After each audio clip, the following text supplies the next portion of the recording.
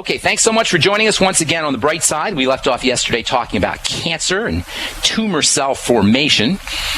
In spite of all the confusion around the development of cancer, horrible, horrible, scary disease that we all live under the threat of, as it turns out, we actually do have a good idea about what exactly it is that causes a cell to become cancerous. It's called hypoxia or low oxygen. And if you've even listened to the bright side a tiny little bit, it's almost impossible for you not to hear about low oxygen or hypoxia. It truly is a major cause of breakdown, a major cause of inflammatory disease, a major cause of degeneration, a major cause of immune dysfunction, and, as it turns out, low oxygen levels at a cell level,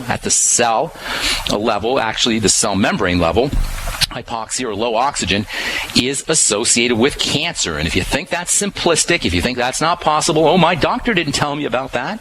My oncologist, who's poisoning me with chemotherapy, he never said anything about oxygen and respiration and how cancer cells are anaerobic cells. My oncologist is a doctor, and he never said that. Well, tell your oncologist or tell your doctor to go study Dr. Otto Warburg, Nobel laureate. Have him go read the paper that was published in the journal Science in 1956 on the origin of cancer cells. In the paper, Dr. Warburg is pretty explicit about the formation of cancer, and Dr. Warburg did a lot of research. In fact, Dr. Warburg was well known for his laboratory research that preceded his conclusions. Paraphrasing Dr. Warburg from the article that was published in Science, first cells suffocate, then they become cancerous. Quote, cancer cells originate from normal body cells in two phases. The first phase is the irreversible injuring of respiration. The irreversible injuring of respiration is followed as the second phase by a long struggle for existence by the injured cells to maintain their structure. From the book Cancer, Step Outside the Box, and by the way, if anybody is dealing with cancer or wants to know about cancer, has a friend with cancer, a family member, I am sending out copies of this Cancer Step Outside the Book via PDF file. Shoot me an email and put on there Step Outside, in the subject put Step Outside the Box, and I'll send you this, it's a 400-plus page book on Cancer Step Outside the Box. Anyway, quoting from page 84 in the book Cancer Step Outside the Box, Dr. David Gregg, quote, cancer does not cause cells to turn anaerobic, that is, not breathe oxygen, but rather it is stabilized anaerobic respiration, meaning cells that do not get energy from oxygen. It is stabilized anaerobic respiration that is, quote, the single cause that turns normal cells that depend on aerobic respiration into cancer cells. And that's from page 84 in Cancer Step Outside the Box, quoting David Gregg, MD, Dr. David Gregg.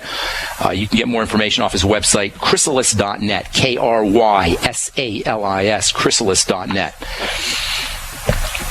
From the journal Molecular Cancer, January 2003, hypoxia, low levels of oxygen, that is, which result in, quote, gene mutations, tumor angiogenesis, as blood vessels flowing into tumors, contribute to tumor progression. Tissue hypoxia is regarded as the central factor for tumor aggressiveness and metastases.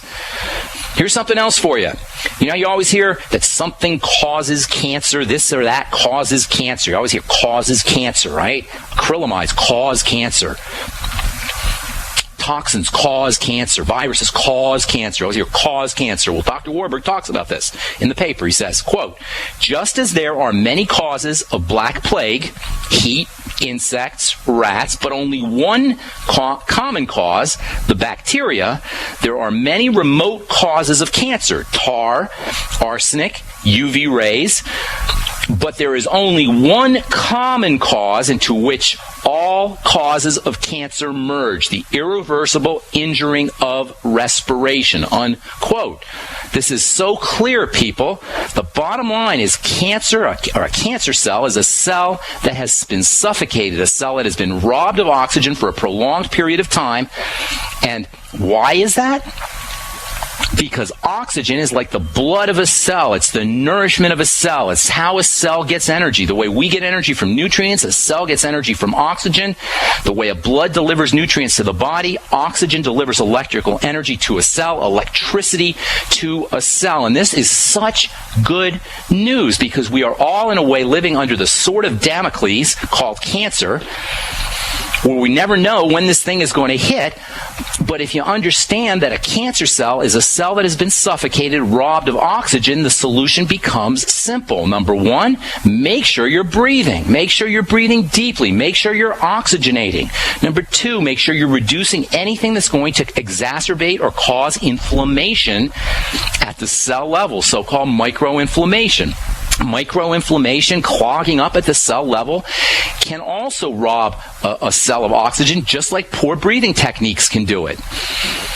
Make sure you're moving your body. Make sure you're improving detoxification. Make sure you're drinking lots of water. Make sure you're taking your mighty 90 nutrients. Make sure you're using antioxidants and phytonutrients, all of which have been shown to support oxygenation of cells. It's not difficult. And folks, cancer takes a long time, for the most part, cancer takes a long time to develop. By the time somebody shows up with cancer, they've typically been abusing their bodies for years and decades. And for people to send emails, for people to sell products and send emails for things that cure cancer or kill cancer cells is nasty business. It's rude and it's not fair. You don't kill cancer cells because cancer cells are your cells. Anything that kills a cancer cell is killing you. The way to take care of cancer is to take care of the environment that the cancer cell lives in. And this gets us into our electrical train of health. Maintaining oxygen delivery service, maintaining oxygen delivery to a cell via the electric train of health is one of the most important things we could do, not just to prevent ourselves, protect ourselves from getting cancer, but just to keep ourselves happy and healthy for the duration of our lives. We'll continue this discussion when we come back from our break. I am Pharmacist Ben. You're listening to The Bright Side. 855-660-4261. 855-4261 is our number. All right, so continuing on with cancer and the electric train of health. Oxygenation through deep breathing techniques is the most important thing you could do. You can actually use hyperbaric oxygen chambers. That's where they put you in this chamber and force oxygen into you to help deal with cancer. Make sure you're using your antioxidants. You always want to balance out antioxidants with oxygen, as we've said so many times before. Oxygenation is kind of a dual-edged sword because oxygen is important for cells to get energy from. Oxygenation pulls electrical energy into cells, but oxygen also has a toxic effect and a burning effect. And antioxidants are the way nature is set up to protect us from excess oxygen. So when you're practicing your deep breathing techniques, make sure you're using your vitamin C and vitamin E and phytonutrients and selenium and zinc, all of which can act to protect you from oxygen. Keeping inflammation under control is super important. If you're interested in driving oxygen through the electric train of health into a cell, inflammatory processes will act to blockade cells from oxygen delivery. I'm talking here microinflammation. When we talk about inflammation at the cell level, I'm not talking about the big macroinflammation that you get when you break a bone or get a black eye. I'm talking about tiny microinflammation, which eventually will build up and form macroinflammation. But I'm referring here to the kind of inflammation that builds up very, very slowly at the cell level. This kind of inflammation, for the most part, means a defensive response, an activated immune system, which in turn, again, for the most part, means foods that ignite the inflammatory fires. Surprise, surprise, another food connection. It's not so much that specific foods, quote, cause, unquote, cancer. It's that specific foods activate an inflammatory response, which leads to cell suffocation, which leads to deficiencies in oxygen, which then can turn a cell cancerous. Keeping fluids moving in the body is also important. Exercise, staying away from pro-inflammatory foods. Sugar is probably the most pro-inflammatory food. If you're interested in a food that, quote, causes, unquote, cancer, you don't have to look much further than sugar, which we're all eating so much of, 60, 70 pounds per person per year, even more. Blood clotting, thick blood, thromboses, clogging up, coagulation. These are all big-time risk factors for the formation of cancer, as you would expect, given the relationship of tumor formation to poor oxygenation of cells, which is a direct result of clotted, coagulated blood. In addition to avoiding sugars and inflammatory foods and processed foods, drinking more water can also help keep your blood flowing. Drinking veggie juices can help keep your blood flowing. Drinking veggie juices will provide you with antioxidants and phytonutrients and vitamins and minerals in addition to the hydration from the water. Beyond Tangy Tangerine, another great source of anti-cancer nutrients. In fact, some of you have heard of the Clemson Study that was put out maybe about a month ago or so. Clemson University did a study on the Beyond Tangy Tangerine, and they found that, not unexpectedly, if you know how these things work, that the nutrients in the Beyond Tangy Tangerine, in fact, the Beyond Tangy Tangerine itself, killed cancer cells. Now, I'm not a big believer in killing cancer cells, but in a petri dish, when you add nutrients, cancer can't survive.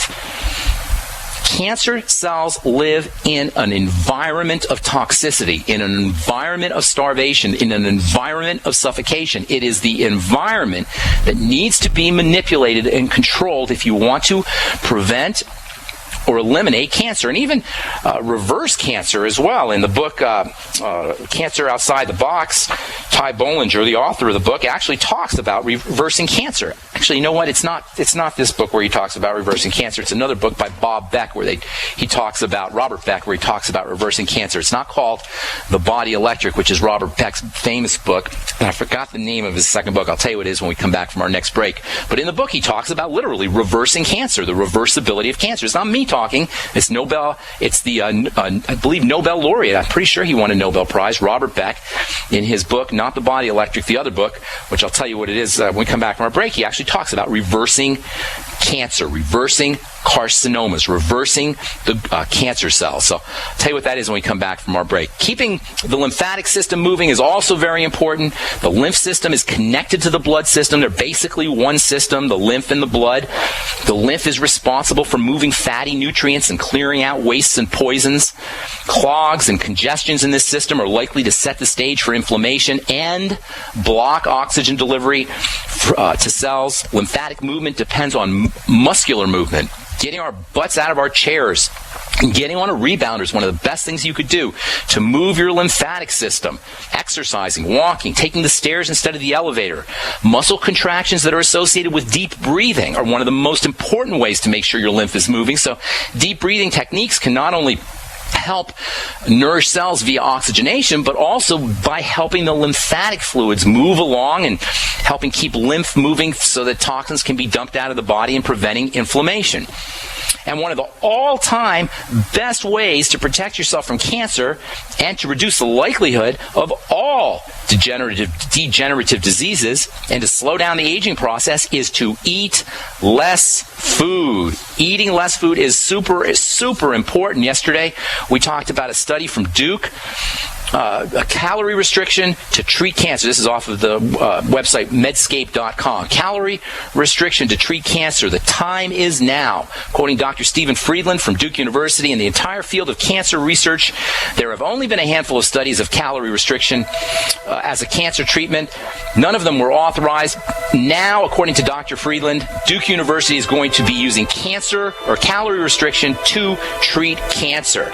Ketogenic diets, fasting, calorie restriction, these are all strategies that you can use to decrease the likelihood of getting this horrible emperor of all maladies. All right, I'm Pharmacist Ben. We're coming back with your phone calls on the bright side. 855-660-4261 is our number.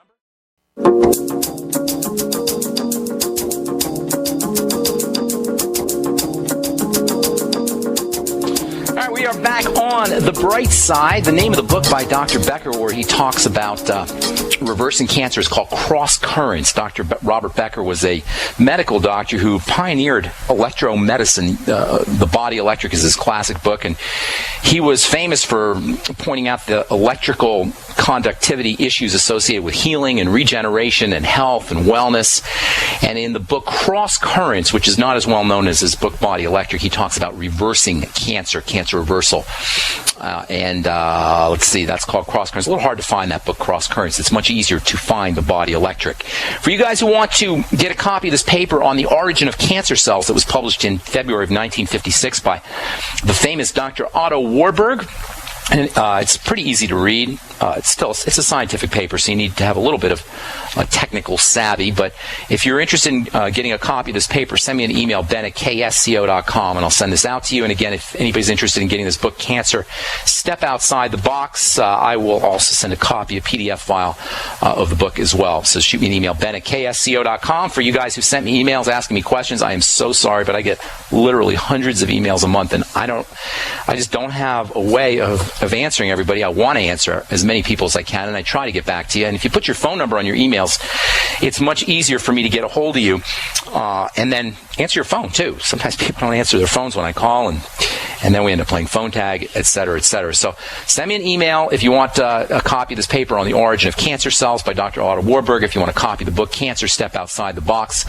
I think tomorrow or maybe the next day I'm going to go over some of the emails that I've gotten, because I have gotten a few interesting ones that I think could help a lot of folks. And if you sent me an email and I haven't answered you, you may want to tune in and see if I read your email, especially if you sent me one here in the last couple of weeks. Okay, let's see if there's anything else I want to tell you about. I think we'll hold off until tomorrow. We'll continue talking about this electrical train of health. I still want to tell you where the electricity itself comes from on the electrical train of health, and then we'll talk about exactly how the mighty 90, the vitamins and minerals and amino acids and essential fatty acids that are so essential for health, how they fit into this whole picture, this model that I'm calling the electric train of health. The train, once again, is electricity. The cars are all loaded with a little piece of electricity called electrons. The train itself is pulled. The engine of the train is pulled by the engine of the train is oxygen, which pulls this electrical energy into cells. But where the electricity itself comes from originally is very interesting, and the exact role, the relationship that vitamins, minerals, and essential fatty acids and essential amino acids, the mighty 90, the exact role the mighty 90 has in making sure this electrical train of health stays on track, a little clue for you, is also very interesting, and we'll talk about that in the next couple of days. Time to hit our phones. 855-660-4261 is our number. You're listening to The Bright Side. I'm Pharmacist Ben. Let's go to Maryland and finish up with Ralph. We talked to Ralph yesterday. What's going on, buddy? How you doing, Ben? Doing well. We were talking about joint pain, specifically knee pain, but I also have it in the hips. And I wanted to add one other thing. Yeah?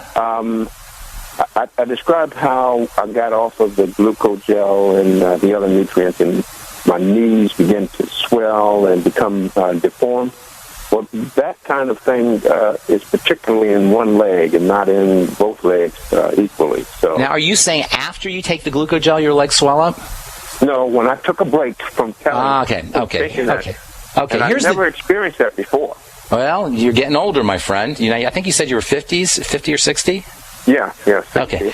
Well, here's the deal. Osteoporosis, degeneration of joints, arthritis, all of these things are the same basic breakdown. I got a Facebook message today from somebody who wants to know about eye degeneration. This gal asked me what causes eye visual problems, the eye system to break down, and I said to her, it's degeneration. The eye muscles are degenerating, and also sometimes the macula inside the eye is degenerating. But I didn't say this, but I wanted to say this, that eye problems are like osteoporosis of the eye. And osteoporosis is like macular degeneration of the bone. Now, you know, you've heard me say this before. I say it all the time. All these diseases are the same. All these degenerative diseases are the same basic thing going wrong. It's just happening in different parts of the body. So if your joints are degrading, breaking down, what's happening is that you're not building up as fast as you're breaking down. And as we said yesterday, you're net in the red. It's like a business that's in the red. And so what do? Well, you got to approach it from two directions. The first most important direction is to avoid anything that accelerates breakdown, and that means largely pro-inflammatory foods. Certainly molds and toxins and all these other pollutants that we interface with in our 21st century lifestyle don't help. But the most important cause of degeneration or of going in the red, breaking down faster and with more intensity than we're building up, is a result of pro-inflammatory foods. Ralph, I'm not going to tell you about supplements yet, because the most important thing you could do has nothing to do with supplements. It has to do with staying away from foods that exacerbate inflammation. And you'll be surprised at some of the foods that can do it. It could be spinach. It could be tomatoes. It could be potatoes. It could be peppers. It could be beans. It could be things that you think are really good foods for you. Certainly all grains can be pro-inflammatory. Until you eliminate anything that's pro-inflammatory, you're like spitting into the wind to try to treat it with glucosamine and with nutritional supplements, as important as those are. So step number one is eliminating problem foods. Now, if you have any digestive issues, that can be a problem as well, and you need to figure out what's going on in the digestive system. I think I told you about digestive enzymes yesterday, and they're stupendously important for degenerative diseases and breakdown because, number one, they'll help you get nutrients out of your foods. They'll help you deal with digestive issues. And number two, they have wonderful anti-inflammatory properties on their own. Get on the ultimate enzyme. People, if you are dealing with any kind of degenerative inflammatory disease, get on the ultimate enzymes. I don't know if it's the single most important supplement you could take, but it sure is right up there. And given how inexpensive those ultimate enzymes are, it's ridiculous to not get yourself on this product. When you're taking the ultimate enzymes, activate them with apple cider vinegar, take them with meals, and take them on an empty stomach. Glucosamine's tremendous, wonderful, not just because it provides you with the building blocks for joints, but it provides you with the building blocks for your digestive system too. Again, this is stupendous. And the glucogel caps, like the ultimate enzymes, are also inexpensive. Now, if you're using bone soup, you will get some of those nutrients from the cartilage, which is very similar to the glucosamine.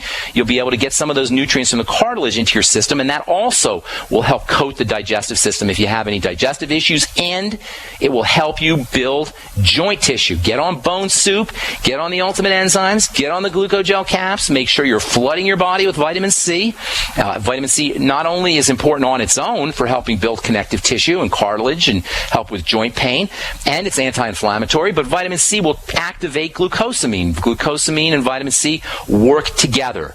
One important supplement that nobody ever talks about, hardly anybody ever talks about when it comes to joint health, is protein. Your joints are largely composed of protein. Get yourself on a good protein supplement, especially a protein supplement that contains the amino acids glycine, lysine, and proline. Use eggs. Use whey protein. Tremendously helpful for knee joint pain and for helping build cartilage.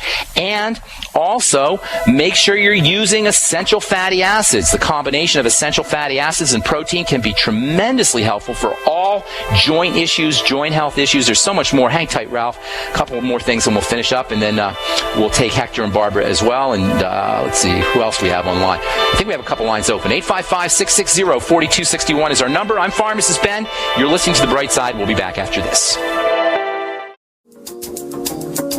All right, we're back on The Bright Side. I am Pharmacist Ben. We're talking to Ryan. I think it's Ryan. Ryan, you there, bro? Is it Ryan? Well. Ryan, right? Hello? I'm trying to think. I forgot this guy's name. Oh, Eric. Eric, I'm sorry. I don't know why I said Ryan. Eric, you there, bro? Who is it we're talking to? Yeah, hey, Ben, how are you? Okay, good. You're the guy we're talking to about joint health, right? Is that Eric? No.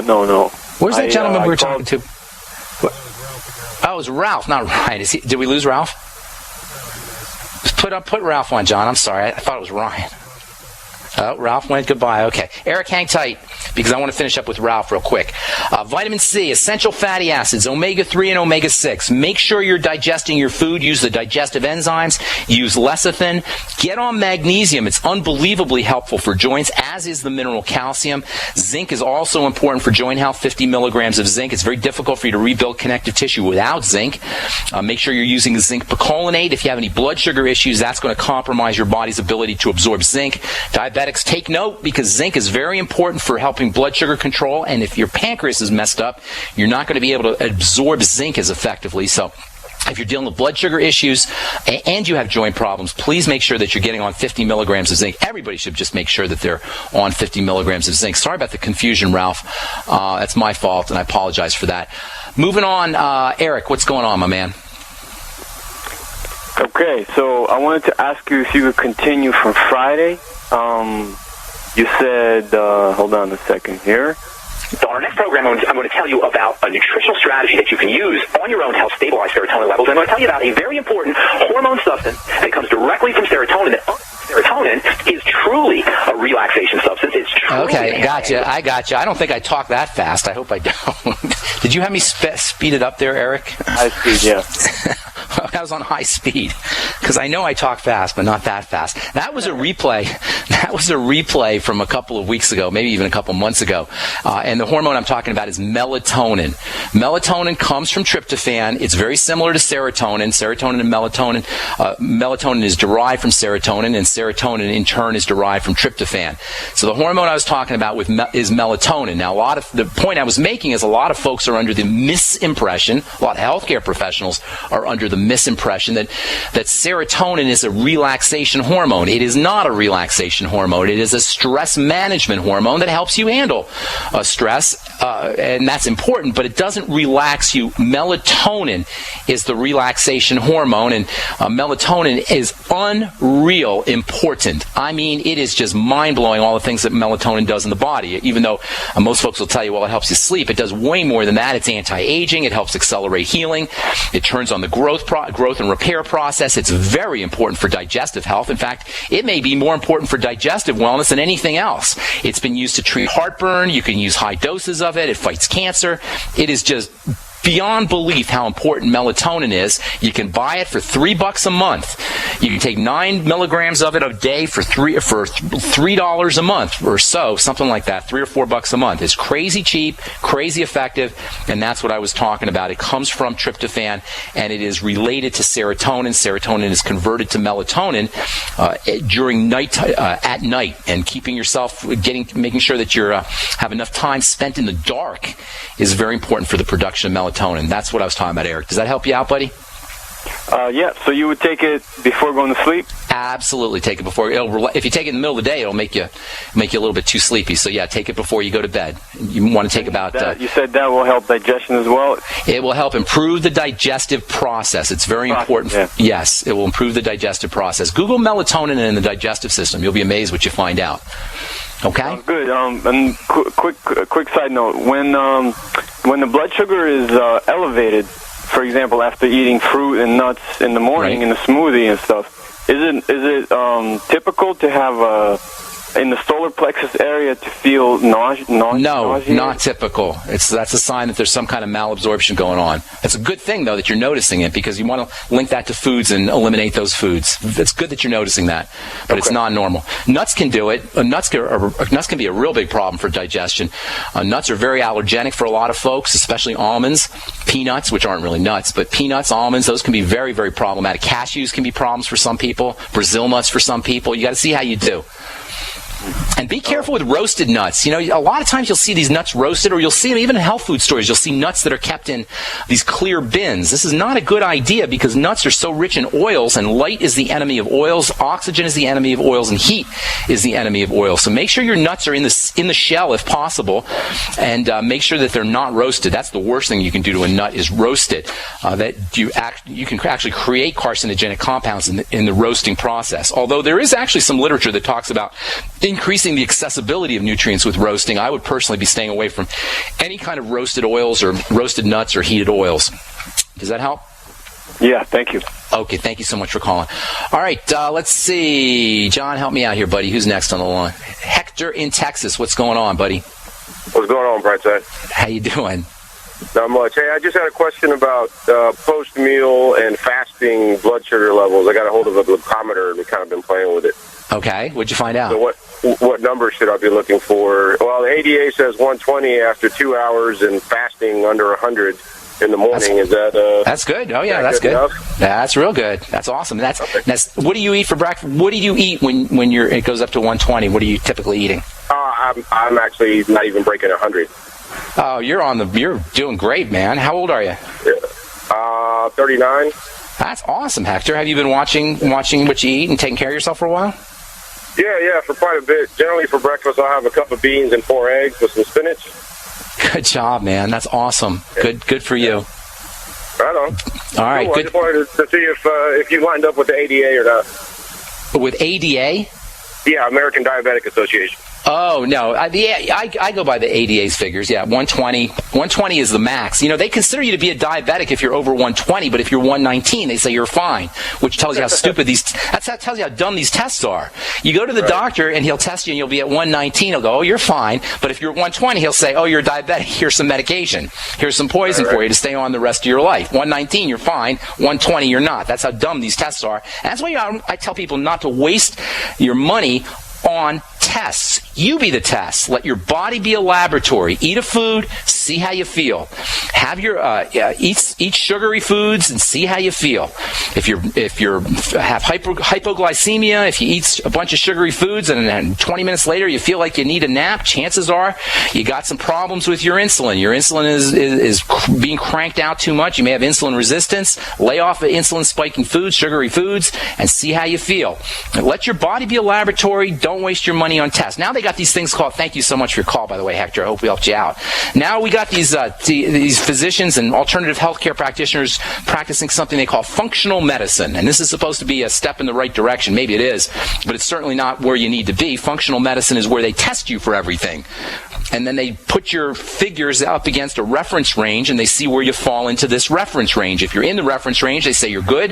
If you're low or you're high, they say you need to be medicated or you need to be fixed. It doesn't work that way, people, because these tests are all based on a bell curve. And they assume that most people are going to fall into this bell curve, and that's where the normal standard is. But there's no normal people. You could be low, you could be high, you could be high and you could be healthy, you could be low and you could be not healthy. It just doesn't work that way. You got to see how your particular body responds. Dr. Robert Williams wrote a book many years ago called Biochemical... I forgot the name of it. Biochemical Individuality, where he talks about how everybody's biochemistry is unique.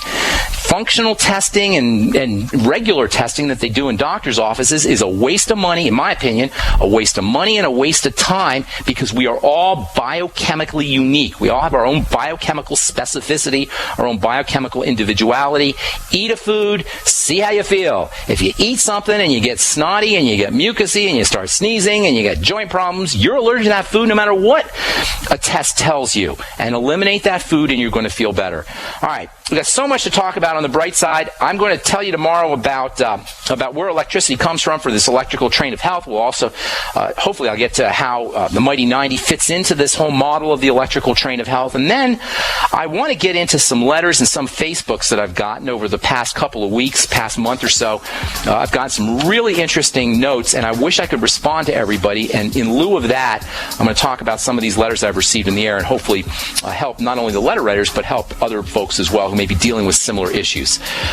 All right, if you want to learn more about the longevity products, head over to brightsideben.com. I'd love to have you on my team. Click on the Join the Team link or call the Brightside Ben phone team at 866-735-2470. Stay tuned for Alex Jones next on most of these stations. I'm Pharmacist Ben. We'll talk to y'all later, folks. Bye for now.